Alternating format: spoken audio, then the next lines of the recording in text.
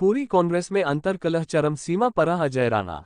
भाजपा प्रदेश प्रवक्ता प्रदेश अजय राणा ने कांग्रेस पर तीखा हमला बोलते हुए कहा, प्रदेश व केंद्र के कांग्रेस के नेता जनता को गुमराह करने का काम कर रहे हैं। आज देश में कांग्रेस पार्टी पर जनता का विश्वास उठ गया है। उन्होंने कहा कि देश के प्रधानमंत्री नरेंद्र मोदी के नेतृत्व में आज भारत देश एक विकसित भारत देश बनने जा रहा है।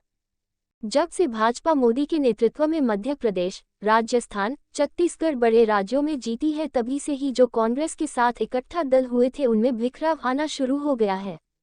आज अन्य दलों को भी लग रहा है कि कांग्रेस आज के समय में डूबा हुआ जहाज है। जनता ने आज राज्यों के चुनावों के परिणाम से कांग्रेस को बता दिया है कि जो ताकतें विकास में बाधा पहुंचाने का काम करेगी, जनता उनको पूरी तरह नकार देगी। आज मोदी ने गरीबों के लिए जो कल्याणकारी योजनाएं चलाई है, जनता ने उस ओर मोहर लगा दी है। अजय राणा ने कहा, आज कांग्रेस में आगे बढ़ने की होड़ लगी है। धर्मशाला व सुजानपुर के विधायक किस तरह की टिप्पणी अपनी सरकार पर कर रहे हैं, इसी तरह से कांग्रेस के प्रदेश अध्यक्षा भी कांग्रेस के 1 साल के जश्न पर जानकारी न होने की बात मीडिया में कह चुकी है। प्रदेश प्रवक्ता ने कहा कि एक तरफ सुक्खू कह रहे हैं कि आज प्रदेश के खजाने में मात्र 23 करोड़ ही है, मगर जश्न मनाने और अपने लोगों को लाभ देने में लगी है। आज कर्मचारी वर्ग भी अपने आप को ठगा महसूस कर रहा है। आज के समय में कांग्रेस ने गारंटियों के नाम से ठगने का काम किया है। उन्होंने कहा कि आज किस तरह कांग्रेस के संसद सदन में व्यवहार करते हैं। आज कांग्रेस व सहयोगी सांसद नोटंकी करने का काम कर रहे हैं व चुनाव नजदीक देखकर जनता को गुमराह करने का प्रयास कर रहे हैं। आज केंद्र सरकार की योजनाओं का बजट ही हिमाचल सरकार खर्च कर रही है। केंद्र के बजट से ही आज हिमाचल में विकास हो रहा है। 1990 की घटना को भी कांग्रेस को ध्यान में रखना चाहिए। उस समय जिन 2 युवकों ने हवाई जहाज का अपहरण किया था, कांग्रेस ने उनको टिकट भी दिया था व महासचिव पार्टी का बनाया था। उत्तर मध्य भारत में एक ही राज्य में आज कांग्रेस की सरकार है, मगर इनकी नाकामियों के कारण इस राज्य के हालात भी ठीक नहीं है। मंडी से अजय सूर्या की रिपोर्ट।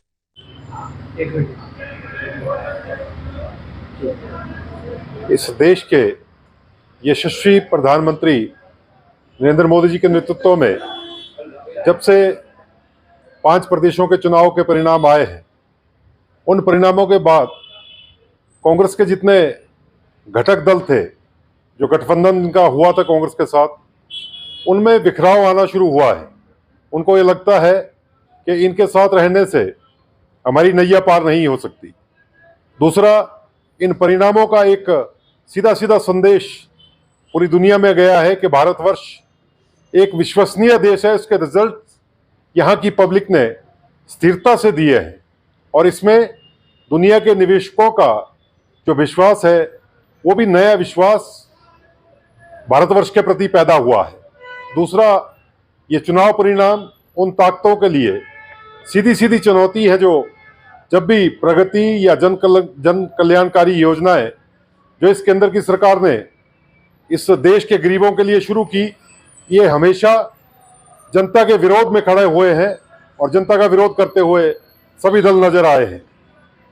और मैं ये कहना चाहूँगा कि हिमाचल प्रदेश में, पूरा मध्य भारत की अगर बात करें तो मात्र हिमाचल प्रदेश में कांग्रेस की सत्ता रही है और केंद्र के बिखराव के बाद हिमाचल प्रदेश में मैं ये मानता हूँ कि यहाँ की जो सरकार है इसकी हालत खस्ता है। गारंटियाँ जो दी थी वो तो पूरी नहीं हो रही है, लेकिन बिखराव भी कांग्रेस पार्टी में आपस में साफ दिखता है। अगर हम धर्मशाला की बात करें तो वहाँ के विधायक का विलाप अलग है। हमीरपुर की बात करें तो उनके विधायक का उनका अलग से विलाप नजर आता है। और इनकी हम कांग्रेस की जो अध्यक्षा हैं प्रतिभा सिंह, अगर उनकी बात करें, जो हमारी सांसद भी हैं, उनकी बात करें तो उनको 1 साल का जश्न हो रहा है। अखबारों के माध्यम से लोगों को वो जानकारी देती है।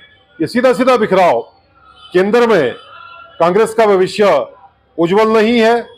प्रदेश में इनकी हालत खस्ता है। और अभी हाल ही में हमारे राष्ट्रीय अध्यक्ष का जो अभिनंदन का दौरा मंडी पार्लियामेंट्री में था, चाहे सुंदरनगर में वो कार्यालय खुलने की बात थी, चाहे मंडी में उनका अभिनंदन था, चाहे कुल्लू में था, वो हमारे कार्यकर्ताओं में एक नई स्फूर्ति पैदा करके गया है। और निकट भविष्य में जब भी चुनाव होंगे, 2024 में केंद्र के चुनाव होंगे, तो भारतीय जनता पार्टी चारों की चारों सीटें जीतेगी।